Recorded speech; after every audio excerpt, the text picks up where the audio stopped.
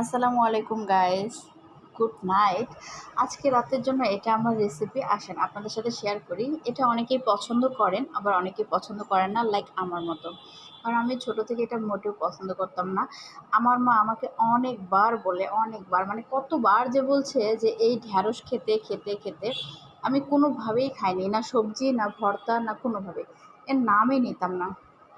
আরও কিছু সবজি আছে যেগুলো আমি এভাবে নামই নিতাম না, বাট নাও এ ডেজ আমি সমস্ত সবজি খাওয়া শিখে গেছি এবং এটা বিভিন্নভাবে খাওয়া শিখে গেছি। কোন সবজি কিভাবে খেতে হবে, কোন সবজির ভর্তা কিভাবে খেতে হবে। থ্যাঙ্কস মাই মম। কারণ আমার মা যখন আমাকে বলছিল খেতে তখন আমি খাইনি।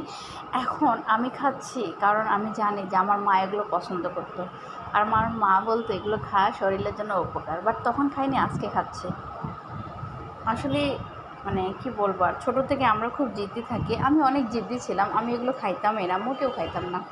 বাট আজকে আমি খাচ্ছি আর আমার মা দেখতে পাচ্ছে না। আমি আমার মাকে অনেক মিস করি সত্যি। এত অসাধারণভাবে আমি এই ঢ্যাঁড়সের ভর্তা করছি, এটা তেমন কোনো কিছু না, জাস্ট একটা মানে ইচ্ছের উপরে। খুবই মজাদার ছিল, ইয়ামি ছিল। নিমিষেই খাওয়া শেষ হয়ে যায় এমন একটা বিষয়। আর আমি এটা প্রথম আমার নানু বাড়িতে খাইছিলাম, তারপরে আমার মায়ের কাছে আরেকবারই ভর্তাটা খাইছি, তারপরে আমি খাইনি।